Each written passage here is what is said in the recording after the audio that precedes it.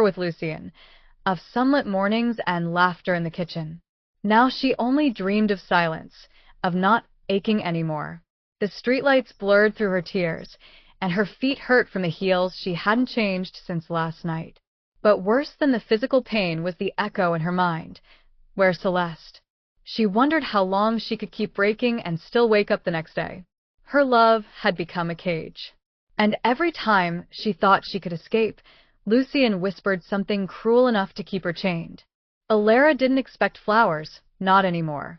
But she still hoped, quietly, shamefully, that Lucien might at least remember her birthday. She dressed in a navy blue dress he once said made her look almost perfect, curling her hair in soft waves like he liked. She waited in their favorite cafe for 2 hours, heart sinking with each tick of the clock. Around her, couples laughed, candles flickered, and wine glasses clinked with celebration. But her table stayed empty, untouched. She tried calling him, once, then twice, but it went to voicemail. She told herself he was busy, maybe stuck somewhere important. But in her heart, she already knew. He had forgotten. Again. She paid for her untouched coffee and stepped out into the rain, heels clicking on the pavement like hollow promises. The tears came before she could stop them. And for once, she didn't try to. She returned to his apartment that night, only to find music thumping behind the door. Laughter spilled out, wild and unrestrained. Her hand hovered over the handle, heart pounding like a warning drum.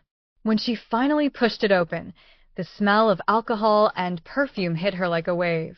Inside, Lucien was sprawled on the couch, a girl draped across his chest, Celeste. Her lipstick was smudged, and her laugh was too loud. Alara stood frozen in the doorway, wet from rain and shaking with disbelief. Lucien glanced up lazily, his eyes bloodshot. "Oh," he said, like she was a stranger who walked into the wrong room. "Didn't know you were coming." Celeste looked at her with something between pity and amusement. "You're the friend, right?" she asked. Alara didn't answer. There were no words sharp enough to cover the wound ripping open inside her. The guests barely noticed her, treating her like she was invisible. She stood there, soaked and trembling, while Lucien poured another drink and kissed Celeste like she was the only thing that mattered. Alara turned to leave, but not before hearing him say, "She's obsessed with me.